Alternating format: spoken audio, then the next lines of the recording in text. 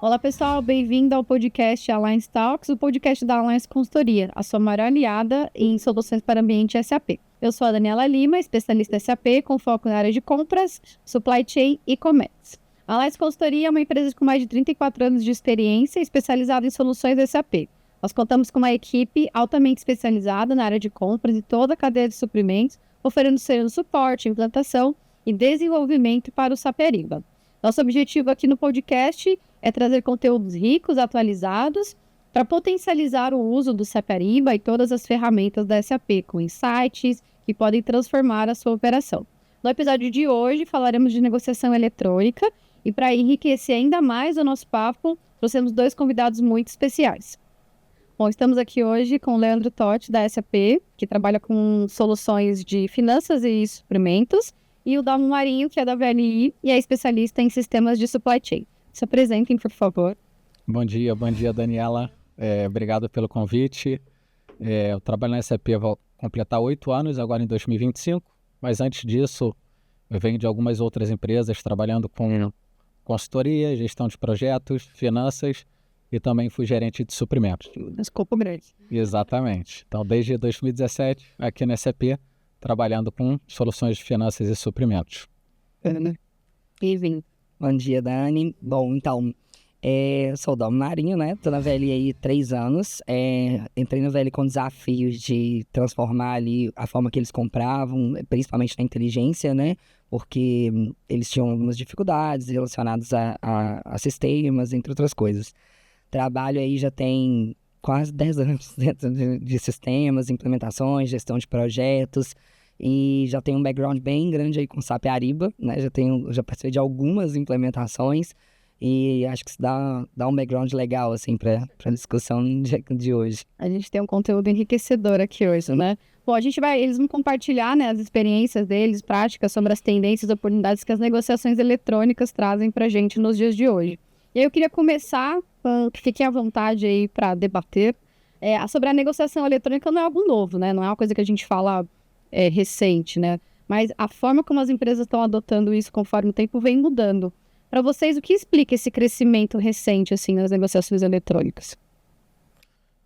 Eu vejo que realmente não é algo novo, né? É algo que a gente já tem soluções de procurement há muito tempo no mercado, mas com o passar do tempo eu acho que o acesso a essas soluções foi democratizado, tá? Então, dando condições para que pequenas empresas também comecem seu processo, né, utilizando plataformas de suprimentos, de procurement, e também a necessidade de você ter uma operação de suprimentos com compliance, tá? E a busca por eficiência operacional, tá? Então eu vejo esse movimento, esses 3 pilares, trazendo, né, que novas empresas elas comecem a adotar as negociações eletrônicas.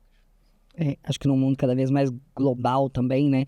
A necessidade de aproximar relações e a tecnologia, né, permite muitas vezes isso, fez com que isso fosse muito mais, como é que eu posso dizer, muito mais disseminado. Eu acho que hoje também a galera, ela tem muito mais acesso, igual a gente falou da democratização, mas eu acho que a pandemia também impulsionou muito a forma de negociação eletrônica, né? Acho que isso já, obviamente, já era bem disseminado, mas no momento da pandemia não tinha outra opção e o pessoal precisava continuar evoluindo na forma de negociar e a única forma era com tecnologia. Então, acho que isso também forçou, né, a gente. A pandemia, eu acho que teve coisas horríveis, mas também trouxe muitas coisas boas que ficaram de legado. Acho que uma delas, sem sombra de dúvidas, foi essa evolução tecnológica e eu acho que cultural também, todo mundo, né, da forma de se relacionar, negociar, né, e criar todas essas conexões. Abriu portas, né, para as empresas menores, como o Leandro falou. Sim. Acho que expandiu bastante o mercado. E a gente está num momento de economia instável, aí todo mundo acompanha. Sim. E a gente sabe que isso impacta muitas vezes as empresas. Eu queria entender como que vocês acham que esse cenário impacta as formas que as empresas negociam, porque isso, a reforma tributária, economia, enfim, como que vocês acham que isso tem um impacto nas negociações? Quer começar, Dalmo? Você que ainda está na área de suprimentos, eu já estou na área de tecnologia, mas eu tenho meu palpite também. Pois é, olha, acho que ontem eu estava numa palestra lá na Embrasc que a pessoa falou alguma coisa de é muito difícil, e eu concordo muito com a frase que falou, olha, o problema de qualquer ineficiência, qualquer instabilidade, é que você acaba deixando muito saving na mesa. Eu acho que acho que o maior problema dessa instabilidade toda financeira que a gente vive é porque as empresas começam a perceber, né? A percepção aumenta de que elas estão deixando mais saving na mesa, porque o mínimo começa a fazer muita diferença. Acho que nesse momento também, onde várias empresas passam por instabilidades, onde fornecedores estão passando muitas dificuldades, a gente começa a ter que trabalhar muito mais a relação do que meramente a negociação. Então, acho que a estratégia, ela passa a ser o mais importante, o mais interessante de tudo. Muito mais, para além de negociar, a gente fala de criar relações, a gente fala de ser o mais estrategista possível e pensar extremamente fora da caixa, que eu acho que já virou até chavão falar isso o tempo todo. Mas, de fato, é um pensar fora da caixa, desafiar fornecedores históricos. Você começa a ter uma demanda, uma necessidade muito maior de desafiar a sua forma de negociar e até seus fornecedores históricos ali, muitas vezes. Acho que essa agressividade, por assim dizer, toda, né, gerada por uma necessidade, faz com que a pessoa busque outras soluções, sejam elas tecnológicas, sejam elas no tete-a-tete que a gente fala ali, né, em alguns casos. Acho que vai de caso para caso, de fornecedor, de cadeia, de material, mas é isso. Eu vejo, né, um momento de incerteza e acho que sempre traz oportunidades também. E concordo plenamente com o que o Dalmo comentou, né? Não existe uma resposta certa aqui, né? Mas nesse momento eu acho que tem empresas que trabalham naquela forma mais agressiva, né? De estar sempre ali buscando, né, o último centavo do fornecedor. Mas eu vejo nesse momento que você tem que ter uma maior proximidade, né? Então, em um determinado momento, se é um fornecedor estratégico para a sua operação, então você tem que estar mais próximo e talvez não tão agressivo, né? Então, talvez esse fornecedor que me suporta na minha operação, no meu dia a dia, como é que nesse momento talvez eu possa estar mais próximo e trabalhar em conjunto com ele, ao invés de, né, trazer aquela agressividade de negociação normal. Então, concordo com o Dalmo e de novo, né, traz oportunidade, né? Momento de incerteza sempre traz oportunidade. Acho que a negociação eletrônica, as pessoas acham que isso distancia, mas eu acho que tem aproximado bastante, né? Porque o fornecedor tem uma visão mais completa dos processos dele, né? A gente tem também uma comunicação. Transparência mesmo. Acho que, para mim, um dos maiores ganhos, inclusive, da negociação eletrônica, porque diferente da negociação que é puramente ali, né, papel presencial, muitas vezes muito do que se fala se perde, né? Do que se negocia, do que se troca. E aí, quando a gente fala de um e-procurement, você fala de você ter log de tudo que está acontecendo, você conseguir recuperar até para montar no futuro uma homologação, alguma coisa, fica muito mais fácil você ter aquilo. E eu acho que é um conforto, querendo ou não, para o fornecedor. Eu sei que no começo tem uma resistência, mas porque até questão de follow-up, né? Que é uma das coisas mais difíceis, eu acho, que no processo de compras. Demanda tempo, né? A gente tem fluxos de compras aí, processos que demoram 6 meses, 8 meses. Então, você pensa, nesse tempo todo, é muita troca de informação, é muita comunicação, é muito que se perde, que se esquece. Então, assim, um sistema de programs, quando você tem algo que te subsidia nisso e que te auxilia com notificações, que vai fazendo muito desse trâmite ali de forma automática, que é o básico de qualquer sistema de procurement, é muito bom, assim, né? Para quem não experimenta, para empresas menores, principalmente que ainda talvez nunca experimentaram esse tipo de negociação, até pelo medo, né? Vai substituir alguma coisa, mas acho que o propósito nem é isso. O propósito é realmente ser um auxiliar ali dentro. Então, é negociação digital. A gente fala, o que vocês estão falando de negociação eletrônica, digital? Muita gente pensa que só leilão. Tem muita coisa além, né? O que engloba aí as negociações digitais? Nossa. Eu vejo que, acho que todo o processo de suprimentos, né, desde quando você fala da prospecção de um fornecedor, tá? A gente já está falando em uma negociação digital, né? Então a gente já está trazendo isso para dentro de um sistema. Aí você vai para todo um processo, né, de qualificação, você vai para um processo de análise do seu spend, um processo de gestão de categoria, tá? Para aí sim a gente chegar em um momento de negociação, seja fazer um RFI, um RFP, um leilão eletrônico, tá? O processo faz parte. Todo o processo de suprimentos, tá? Hoje, eu lembro muito bem, em 2015, acho que eu fui um dos primeiros clientes da SAP a utilizar assinatura eletrônica, né, dentro do Ariba. A entrega da idade.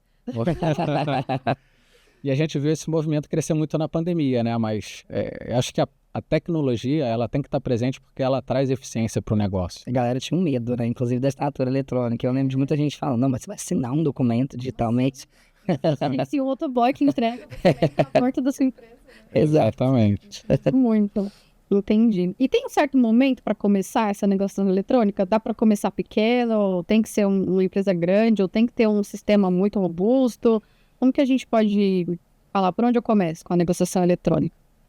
Eu acho que tem que começar, tá? Então, aquela questão de, né, papel, telefone, etc., não deveria mais existir. E como o Dalmo comentou, né, a questão de compliance, tá? Então, não tem maturidade em suprimentos ainda, ou não tem minha estrutura de suprimentos montada, mas que você comece pequeno, tá? Então, não deixe de começar. Porque é importante você começar a trazer isso para dentro da sua organização, tá? E daqui a pouco, quando você, né, tiver um pouquinho de maturidade, o seu time estiver preparado, né, em termos de tecnologia, você começa, né, uma curva de adoção maior. Mas acho que o meu recado aqui é não deixe de começar, tá? E não precisa focar também no maior, né, Totti? Eu falo porque concordo 100% com você, tem que começar. Eu falo que eu participei de muitas consultorias pequenas, assim, né, menores, e já vi muitas empresas aí falando, mas eu não tenho, talvez, a robustez para contratar um Ariba, por exemplo, né? Falo, gente, você precisa, obviamente, empresas menores, né? Você vai contratar uma solução que é adequada à sua realidade ali. Então, acho que a questão é começar ganhando maturidade e a partir do que o seu próprio sistema de suprimentos e a sua empresa, né, sua corporação ali vai tomando uma robustez, aí sim, talvez você de fato vai ter que discutir soluções mais robustas. Mas até soluções mais simples hoje de mercado, assim, eu falo de prateleira mesmo, já atendem muito bem, né? É óbvio, quando a gente fala, por exemplo, na minha experiência de VLI, não tem como a gente falar de uma solução tão pequena. Mas eu falo que a gente tem que ir para as mais robustas de mercado. Mas eu acho que a pessoa tem que começar mesmo e focar naquilo. Você não precisa de uma Ferrari, às vezes, né? O que o pessoal fala realmente. Você precisa daquilo que se adapta ali à sua realidade financeira, à sua realidade, né, de robustez ali da sua empresa naquele momento. As empresas estão se adaptando. A própria SAP tem produtos robustos, claro, mas também se adapta a empresas pequenas, né? Com versões menores, para Ariba, inclusive. Então, isso vem se adaptando. Entrar em processo. Eu sou um comprador e quando que eu decido que eu vou fazer um leilão, que eu vou fazer uma RFQ? Porque tudo isso envolve a negociação eletrônica, né? Mas quando que eu olho para o processo e falo, aqui vale uma RFI, ou eu vou fazer uma cotação primeiro, não, na segunda rodada já vale um leilão? Vocês que têm muito mais experiência em soluções e na prática, como que eu faço para decidir isso? Vai variar bastante, né, de negócio, né? Então, o que a sua empresa compra vai variar bastante da categoria. Mas eu já passei muito por isso, tá? Nas minhas experiências anteriores da SAP. Se você tem né, um processo já maduro, tá? Algo que você contrata com frequência, não tem muita discussão técnica em cima daquele escopo, o mercado é competitivo, não vejo problema nenhum em você já partir para um leilão, tá? Mas se é algo que novo, você nunca contratou, sua base de fornecedores é pequena, então acho que você deve seguir o by the book, tá? Então você vai primeiro fazer um RFI, você vai buscar fornecedores, entender se aqueles fornecedores podem te atender ou não. Aí você parte para uma RFP estruturada, você faz toda uma validação técnica, tá? Você compara ali a sua, né, a sua precificação ali, se os fornecedores estão cotando aquilo que você pediu. E aí sim, se necessário, você parte para um leilão como negociação final. Então, vai depender do processo, mas eu acho que as empresas elas têm condições, né? Os compradores, dentro da sua categoria, dentro da sua gestão, ele já tem um modelo que ele já pode seguir ali, seja via RFI, RFP ou um leilão direto.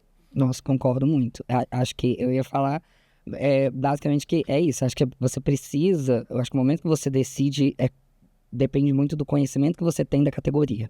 Até para tem gente que fala, mas e compras simplificadas? Que hoje em dia tem muitas até IAs que estão começando a fazer compras simplificadas e fazem leilão. Aí você fala, como é que você me explica isso, Dalma? Eu falo, gente, até para você decidir qual categoria dentro de compras simplificadas vai ser colocada dentro de uma IA, qual categoria você vai treinar uma IA para comprar, você precisa entender que aquela categoria pode se aplicar a isso. Ou seja, é gestão de categoria mesmo assim. Aliás, só executa, né? Mas a decisão... Exato, o machine learning, para você decidir qual categoria você vai colocar, a partir de qual valor, isso tudo a gente está falando de conhecimento de negócio. Então, eu concordo muito com o Todd que você precisa ter conhecimento de negócio. E isso é uma coisa que eu sempre falo, porque eu já vi cases de leilões extremamente fracassados, porque a pessoa não conhecia muito bem aquela categoria, e leilões excelentes justamente porque a pessoa conhecia muito bem a categoria.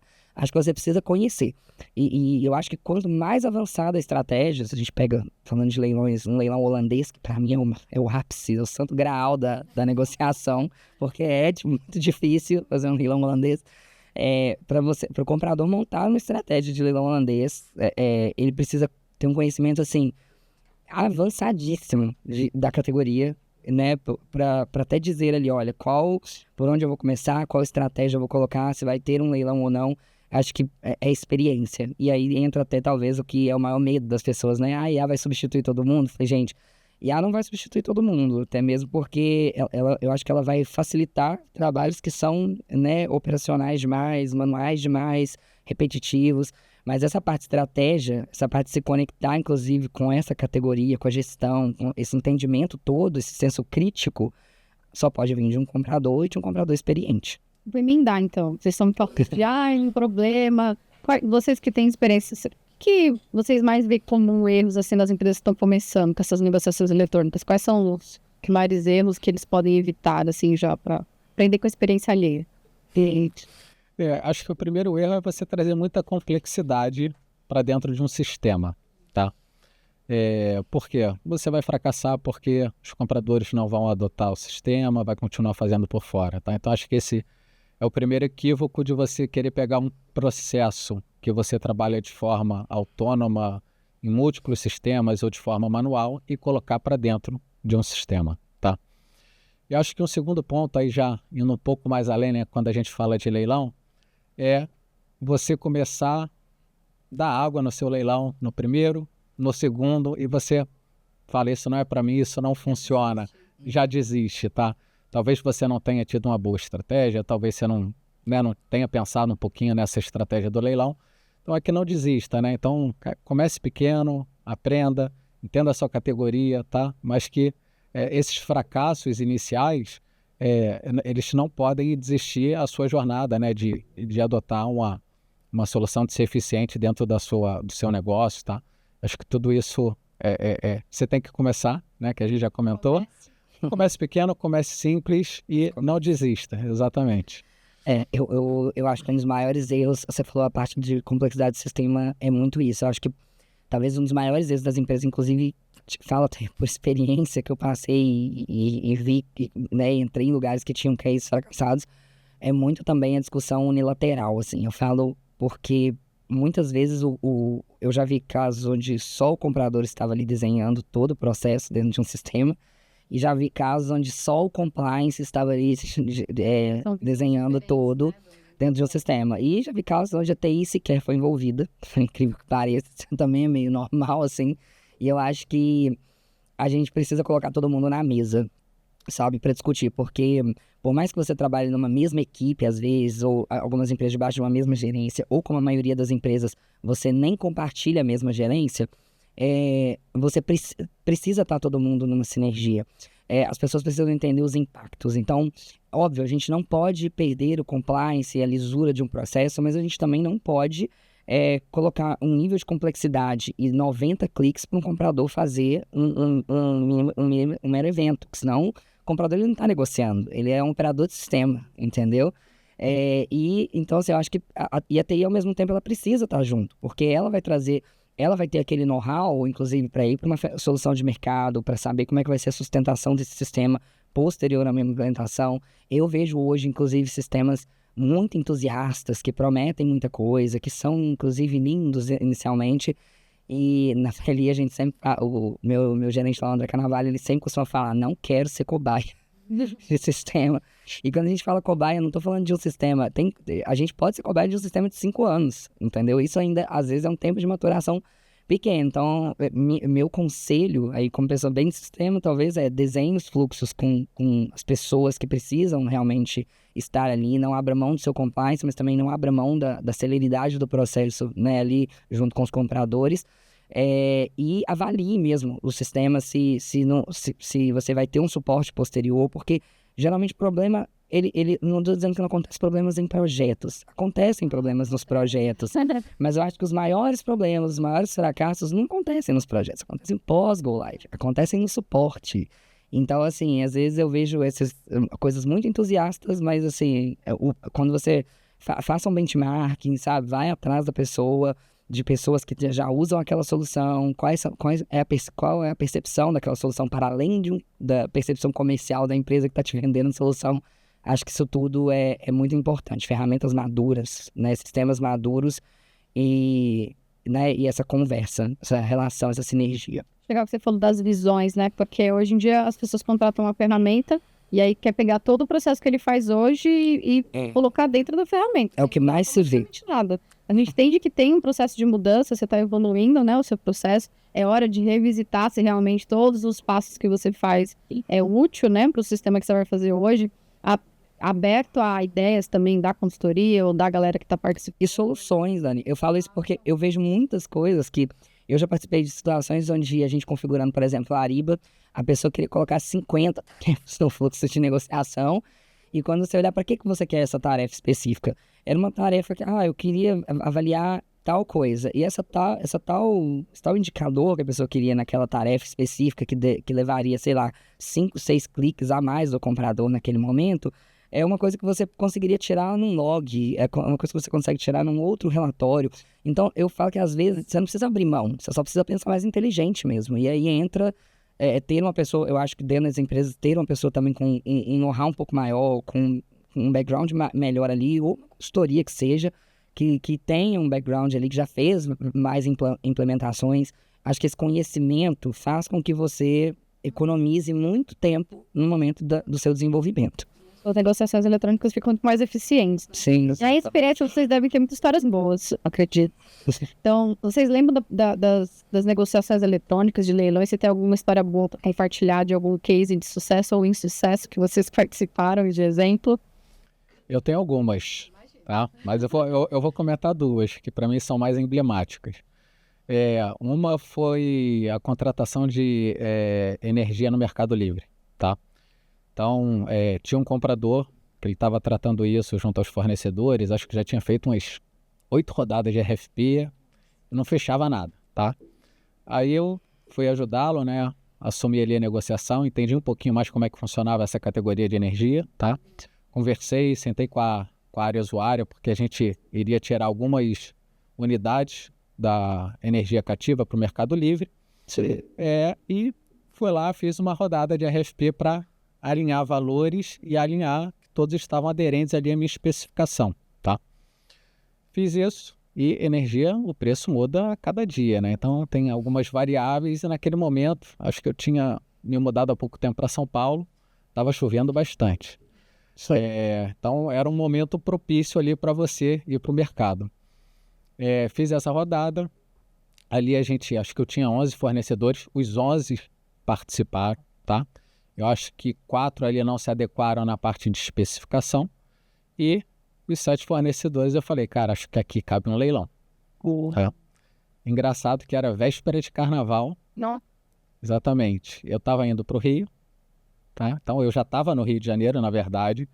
Sexta-feira, véspera de carnaval, eu fiz um leilão em inglês com 7 fornecedores e foi um resultado magnífico, tá? Olha só. Então, vem sendo um paradigma que as pessoas me falavam, não, fornecedor de energia não participa, nem entra no Ariba, tá? Então, eles participaram tanto da RFP como do leilão. Então, acho que foi um resultado bem interessante. Véspera de carnaval. Sexta-feira, véspera de carnaval. Sempre tem isso, não vou entrar. Aí já teve, na verdade, coisa também que assim, que falou, não vou entrar, eu não acredito nesse modelo de negociação, eu não vou entrar. A compradora falou, beleza, eu vou te convidar de qualquer forma, e é isso aí. Chegou no dia, todo mundo entrou. Por curiosidade, né? Eu particularmente participei do primeiro leilão. Foram 5 minutos mais emocionantes, assim. Loucura isso. Eu sei enorme. Eu falei, nunca tinha assistido, é muito interessante. Exatamente, e a compliance para os próprios fornecedores, né? Então, eu não vejo problema nenhum. E um outro caso emblemático aí, eu já na SAP, ajudando um cliente, né? Um cliente que estava iniciando a sua jornada ali de implementação da solução, nunca tinha feito um leilão na vida, né? Eu falei, pessoal, vamos definir uma estratégia, vamos fazer alguma coisa aqui. Exatamente, confia. Eu sentei com a compradora de uma categoria, acho que era marketing, produtos promocionais, etc. A gente desenhou ali os lotes, como é que seria essa negociação, fizemos um leilão japonês, tá? Saving magnífico, até o CFO, ele entrou na sala lá do leilão para comemorar. Então, de novo, né, uma categoria que você tinha um spend significativo, nunca tinha ido para o mercado assim de uma forma mais estruturada, e a gente teve ali um primeiro leilão com um save significativo que acho que pagou uns 20 projetos já. Exatamente, exatamente. Com certeza tiveram mais. Os cases, né? Não dá pra compartilhar todos, mas assim, acho que o primeiro case que eu acho que eu trago nem é só de leilão. A gente sempre teve um desafio muito grande de prospecção, né? Eu acho que a maioria das empresas hoje tem metas, assim, empresas maiores, principalmente de compra local, né? Tem muita essa exigência. E eu lembro, lá na VLE há um tempo, a gente ainda tem essa necessidade e era muito complicado conseguir fornecedores locais, né? Essa prospecção é muito difícil, por mais que você faça eventos nas regiões, acaba sendo complicado. E aí, eu lembro que vieram me procurar, não, geralmente é assim mesmo, tem um problema, não, tem alguma solução para isso?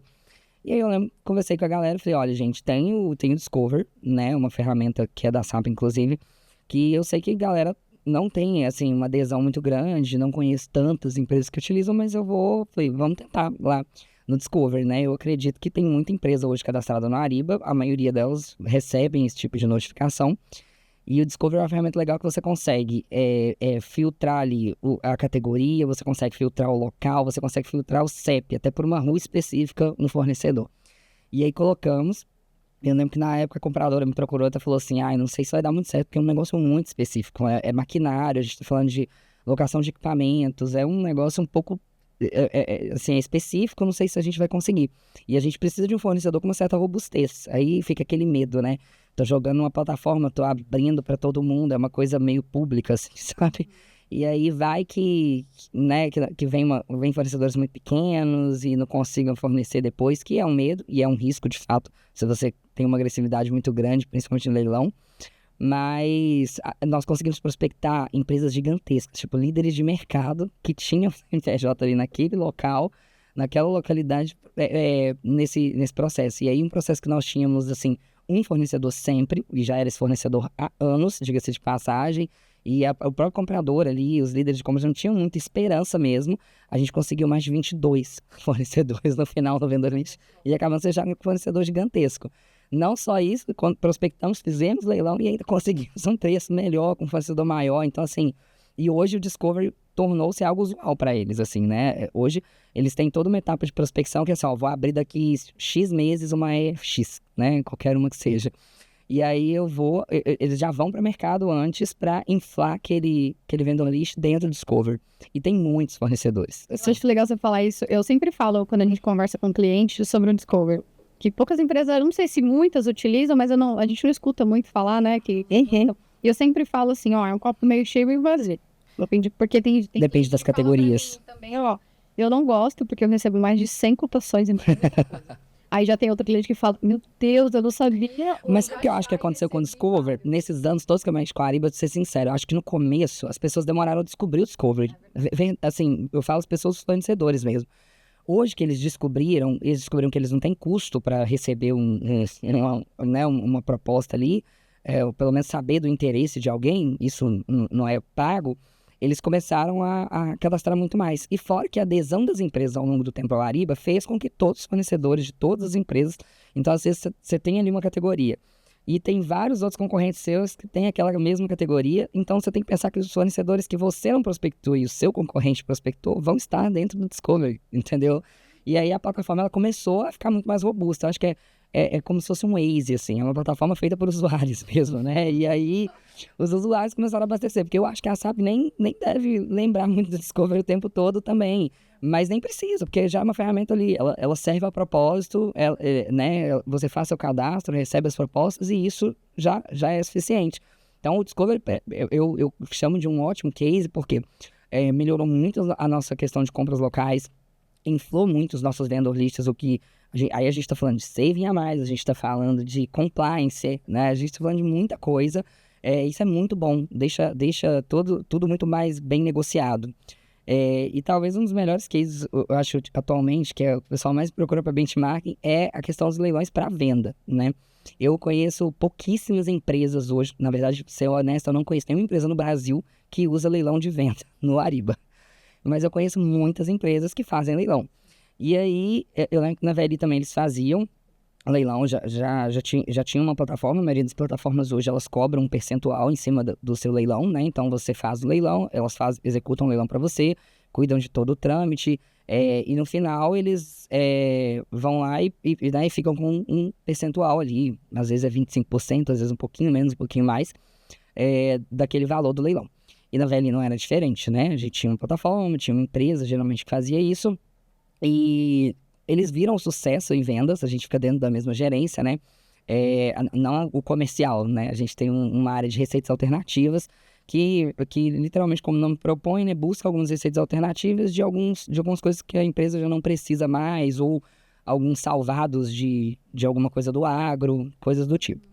E aí, o pessoal me procurou e falou, mas a gente não pode fazer leilão no Ariba para vender. Na hora, eu confesso que minha resposta inicial era não, mas eu sou entusiasta, eu gosto do desafio. Aí eu virei e falei assim, bom, eu conheço a Ariba, e por isso que eu falo que é bom ter o background. Falei, olha, às vezes que eu configurei a Ariba, eu já vi os modelos de leilão para venda, né, leilão direto. Nunca vi ninguém usando, mas tem os modelos pré-configurados pela SAP. Falei, bom, se tem, né, se tem lá, tem história. Se tem, eu posso usar de graça. Falei, olha, deixa eu dar uma olhada nisso, né? Falei com a moça que vendia, falei, deixa eu dar uma olhada nisso, ela também muito entusiasta. E eu falei, olha, vamos ver e te dou uma resposta. Chamei meu time de AMS, né? Que eu falo, gente, ter suporte, ter gente que tá subsidiando você é muito importante. Porque só o Dalmo não ia conseguir sozinho esse feito. O pessoal dessa equipe chamou o fiscal da VLI, porque eu falei, se a gente vender, a gente vai ter que emitir nota, né? Vai dar pra... observe que às vezes uma coisa pequena vira... Você virou um evento. Vira um evento na empresa. E aí eu lembro que nós chamamos o pessoal do fiscal no começo, não sei se deu, falou, vamos conseguir emitir nota, óbvio, não era qualquer tipo de nota, teria que ver como é que funcionava, mas para isso que o fiscal estava ali mesmo, o time de AMS falou, nunca fizemos isso. E olha que hoje a gente tem uma empresa de AMS que é a maior da América Latina de suporte à Ariba com a gente. Então, assim, eu realmente falei, bom, se eles nunca viram o negócio, vai ser desafiador, mas falei, ótimo. Liguei pro pessoal da SAP, né, já falei com a Juliana que me atende lá e falei, Juliana, dá pra fazer, Juliana? Dalmo, dá, tem quem faça, mas sem nem te dizer alguém aqui no Brasil que faz. Eu falei, não, só queria saber se dava. Quero saber se pode. Brasil, então, vamos ser pioneiros, vamos ficar na vanguarda ali da inovação. E aí, configuramos. Os leilões, óbvio, não foi tudo de uma vez, só vamos aos poucos. Vamos colocar um inglês, um japonês. Inicialmente colocamos o japonês, porque o Ariba, quando você coloca o japonês, o Ariba trabalha por você, né? Ele mesmo dá o lance, é maravilhoso, é mais fácil. Ele mesmo vai jogando tudo ali e é legal de assistir, né? Igual quem nunca assistiu um leilão, é realmente assim, montar o leilão é difícil, mas ver ele acontecer é super rápido e super prazeroso, né? E aí montamos um leilão japonês para venda. Chamamos os fornecedores, assim, né, são os compradores, na verdade, que são poucos nesse caso, né, eram, sei lá, 5, 6 que geralmente participavam. Obviamente teve aquele negócio de ficar meio apreensivo, né, eles já ficaram, primeira vez, será que isso vai funcionar? Os maiores, né, a gente hoje vende para Gerdau, para Arcelor, para outros aí, empresas de laticínios, essas coisas, eles já estavam um pouco mais ambientados, né, ok, já participamos disso outras vezes. Vamos embora. E, gente, assim, a gente tinha uma expectativa, de fato, que, óbvio, né, que ia dar certo, senão a gente não tava tendo todo esse trabalho. Mas a gente nem nos melhores sonhos, acho que de qualquer pessoa da empresa, a gente imaginava que daria tão certo. E a gente começou a executar leilão para venda em um mês. No outro mês, a gente já estava triplicando a quantidade o valor que a gente conseguia com aqueles mesmos itens.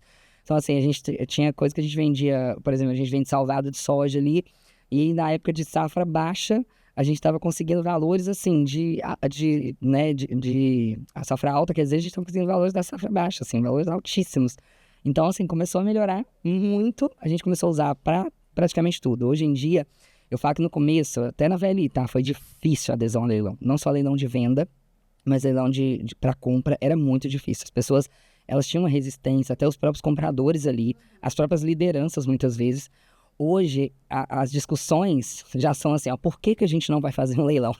Não é mais, nós vamos fazer um leilão, é por que a gente não vai fazer um leilão? É um super case. Não, é um super, porque hoje a gente consegue avaliar que o nosso saving, primeiro assim, desafiamos fornecedores históricos, tinha fornecedores que estavam lá, tipo, há 10 anos fornecendo a mesma coisa e de repente, e a gente sempre acreditou que eles tinham o melhor preço, e de repente vieram fornecedores novos ou fornecedores que já estavam ali, participaram de um leilão e esse fornecedor histórico perdeu na primeira, entendeu?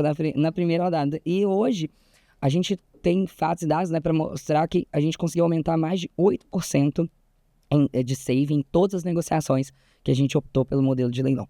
Então, assim, com fatos e dados, tem leilões que às vezes acabam água ali, sim, mas de forma geral, a nossa média aumentou muito de saving por conta dos leilões, sabe?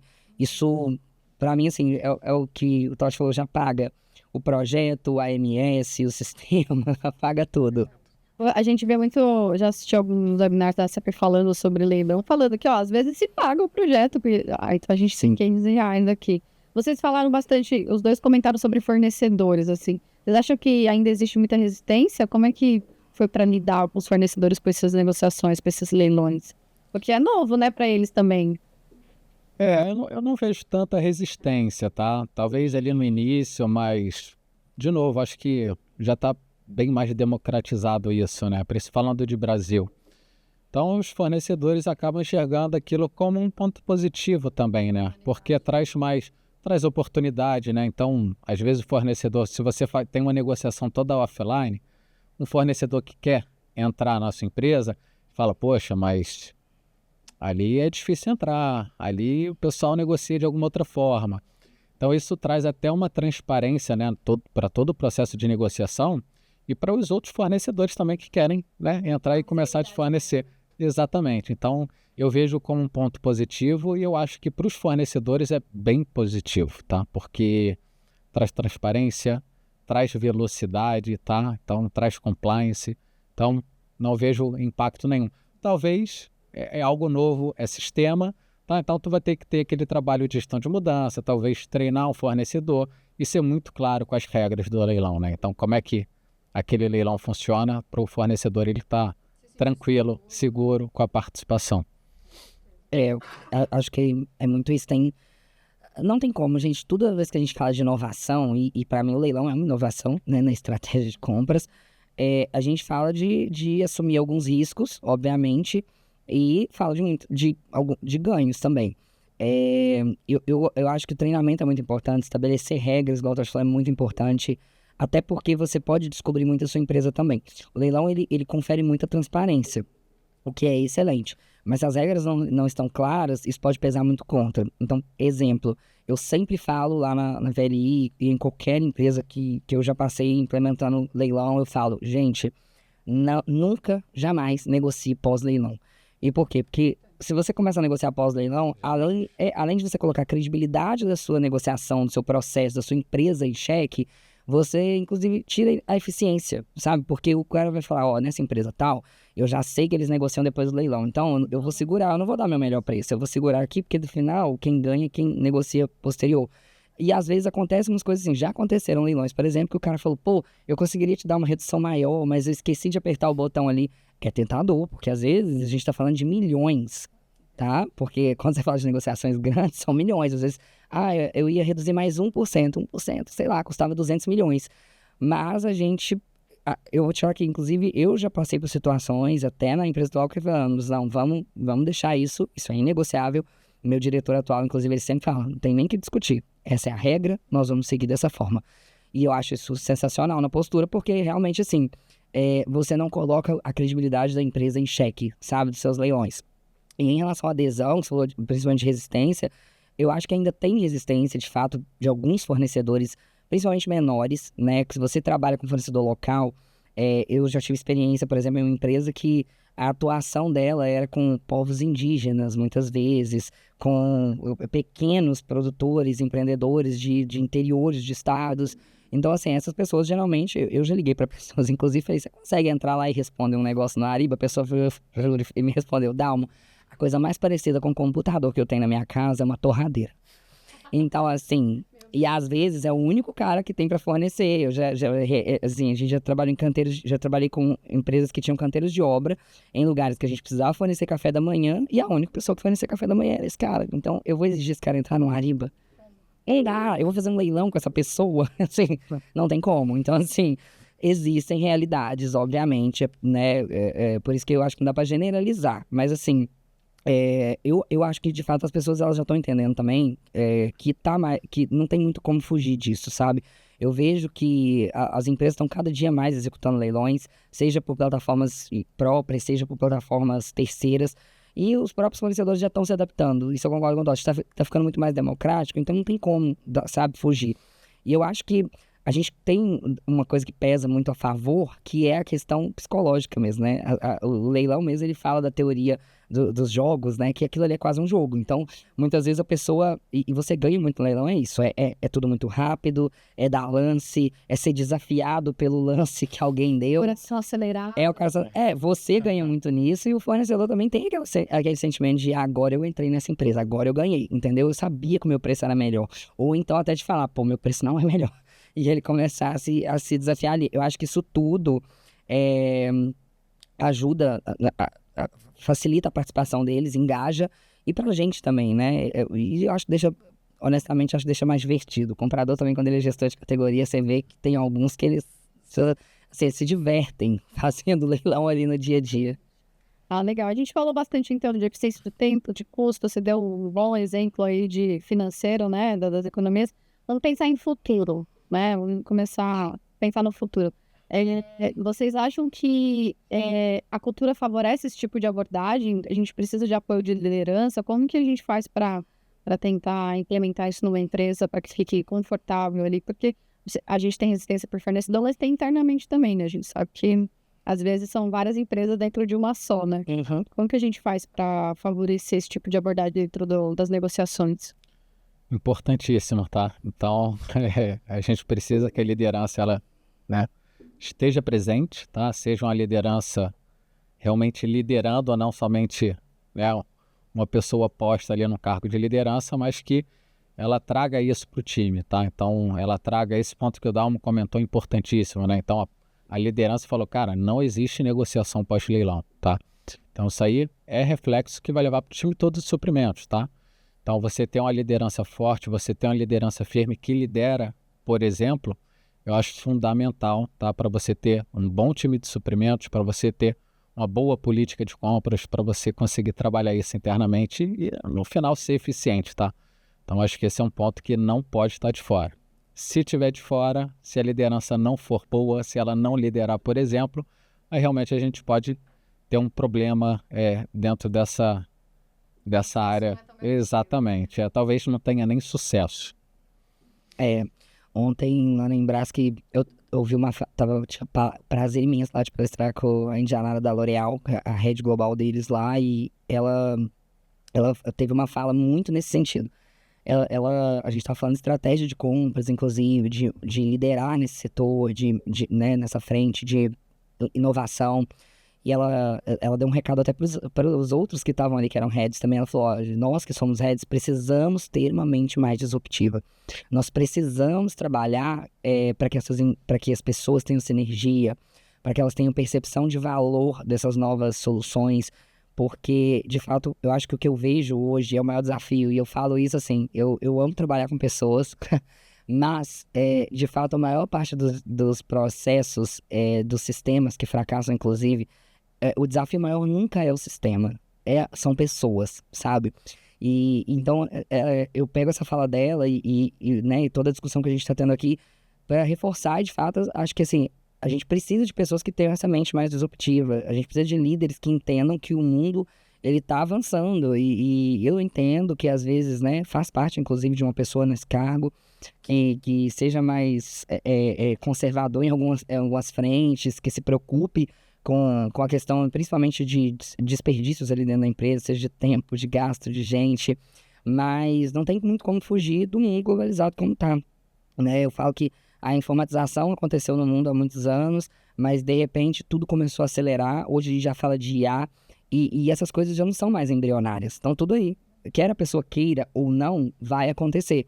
Né? Então, assim, é muito bom que a sua empresa, você como head, coloque a sua empresa nesse patamar de concorrer junto com as outras, de correr com campeões ali, por assim dizer, né? Fica meio coaching falar isso, mas eu acho que é isso, porque hoje eu vejo empresas que já foram enormes e estão ficando para trás porque não souberam se modernizar. E isso, para mim, é parte muito da liderança, sabe? De um primeiro momento. Hoje, eu estava falando com o Totti, ele conhece o meu gerente atual também, eu falo que eu tenho o privilégio de trabalhar com alguém que é muito da área de tecnologia também, que é de supply, mas é tecnologia, e que compra as ideias. E tem hora que eu que tenho que ficar acalmando ele de tão entusiasta. Mas eu acho isso excelente, porque é isso que está colocando, eu acho que a Veli hoje, inclusive, né, para ser ganhadora de prêmios de inovação, para ter tantos cases de sucesso. A gente assume alguns riscos? Assume. Óbvio, todo risco, inclusive, é avaliado, é dosado, não é qualquer risco que você assuma, mas eu acho que esses heads, eles precisam ter coragem. Eu falo que é mais sobre coragem, às vezes, sabe? Você tem que ter coragem para tirar a sua equipe daquilo que ela sempre fez, para melhorar, para buscar coisas mais, para ser um pouco mais agressivo em algumas situações. E quando eu falo agressivo, nem tô falando só da negociação, eu falo da mente mesmo, sabe? De ser mais disruptivo, para fazer sua empresa acompanhar as mudanças. Legal, a gente falou de tecnologia, então evoluiu bastante, né? Então, como você falou, a gente tem que acompanhar. O que vocês acham que vem pela frente aí? Tem alguma tendência que vale a gente acompanhar? Que você que tem um gerente para frente também, que vocês devem estar acompanhando bastante, você como SAP, principalmente, ali próximo dos produtos. O que a gente pode esperar? Acho que vem muita coisa, tá? Então, acho que o Dalmo comentou bem, a tecnologia ela vem avançando aí exponencialmente, tá? É algo surreal que a gente vem vendo, né? Muito rápido. E quando a gente fala de SAP, a SAP tem um conceito que se chama SAP Business Suite, tá? Então, onde ela casa ali a questão de dados, tá? Então, dados estruturados é o futuro, acho que, de qualquer companhia, tá?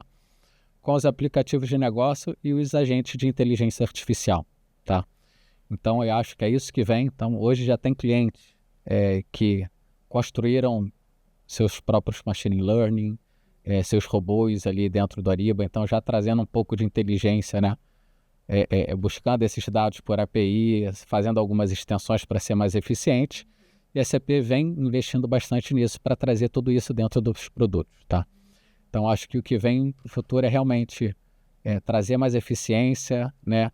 Como é que a inteligência artificial, de novo, falando em toda a parte ética, toda a parte legal, né? A SAP ela trabalha com diversos clientes ao redor do mundo, mais de 80% das transações mundiais são entre sistemas da SAP, então a gente tem que ter algo muito ético, muito compliance, tá?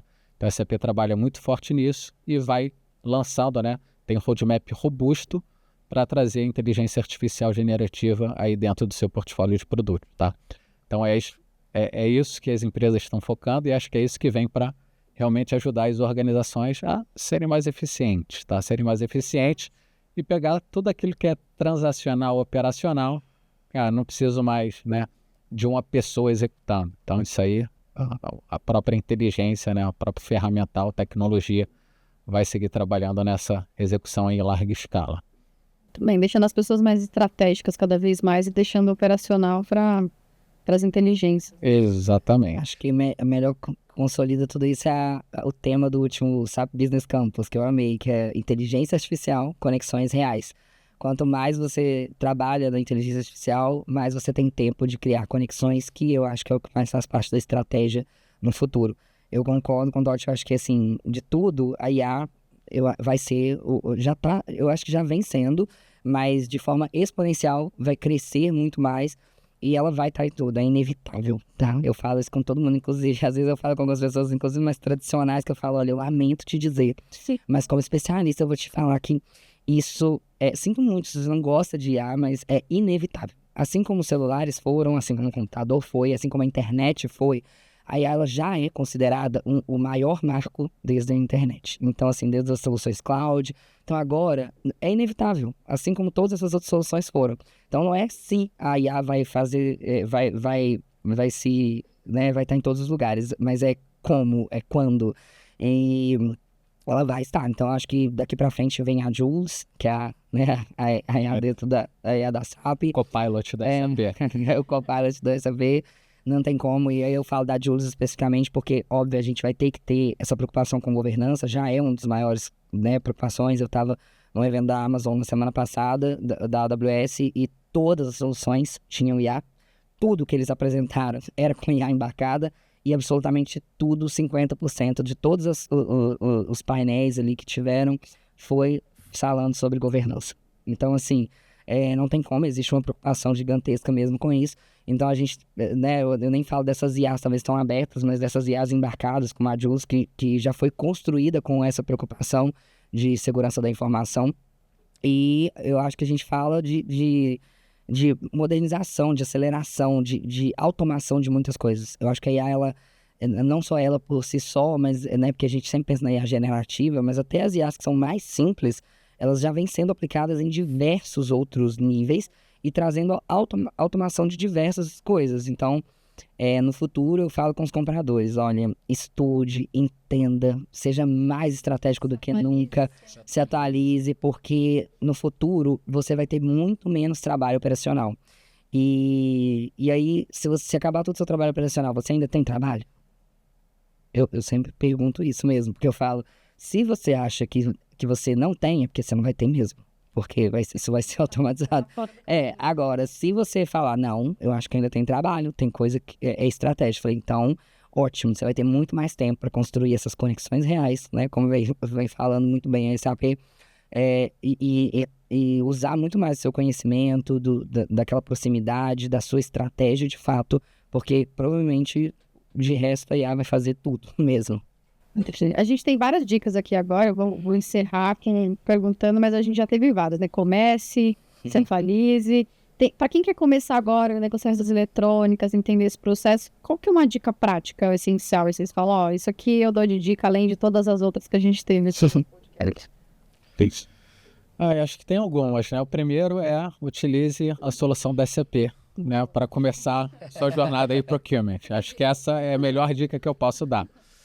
Mas é legal compartilhar que comece, tá? Entenda se o seu processo ele é um processo que se encaixa dentro de uma solução, tá? Se não se encaixa, revise seu processo, tá? Então seja simples, não traga complexidade, e comece, tá? Então comece pequeno, não precisa começar grande, vai ganhando maturidade dentro da sua área de suprimentos, tá? Mas não deixe de ir tentando, né? De novo, trazendo sempre, né, um time qualificado, um time tem que se qualificar, então comprador, se qualifique, entenda, estude, tá? Porque a ferramenta ela vem para suportar, tá, a sua inteligência, a sua estratégia, te ajudar aí a ter realmente uma eficiência maior no seu dia a dia, no seu trabalho, tá? Então esse é o meu recado. Comece pequeno, tá? E seja simples. E use SAP. Isso bom. Então, bom, meu conselho tenha profissionais, busque profissionais no mercado que entendam do seu negócio e entendam também tecnicamente. Sei que às vezes é difícil, mas você vai encontrar. Então, procure pessoas dentro. Não deixe cair de paraquedas um comprador ou alguma outra pessoa sua ali que não teve aquela experiência, porque às vezes a pessoa realmente tem um conhecimento muito grande de negócio, mas às vezes ela fica meio perdida mesmo naquela implementação, e isso pode dificultar muito. Procure empresas consolidadas, eu sempre falo da SAP também, não escondo minha preferência, porque é uma empresa consolidada, é uma líder de mercado dentro do que ela faz. é uma empresa onde tem vários parceiros que vão te oferecer suporte. E é o que ele falou, comece as discussões, façam benchmarking. Gente, benchmarking é uma das coisas mais importantes que eu acho que tem, é um dos maiores ganhos. É melhor do que palestra, é melhor do que painel, é melhor do que qualquer evento que você vai participar, não menosprezando de forma alguma, porque nos eventos eu falo que eu vou no evento para formar arsenal. Eu falo que assim, você talvez não vai usar aquilo agora, mas você sabe que aquelas ferramentas existem. Mas quando você está falando de um processo de transformação, é muito bom você ver, aprender com a história dos outros, o que deu certo, o que deu errado. Então, assim, vá para o mercado, chama as pessoas no LinkedIn, fala, cara, vi que você...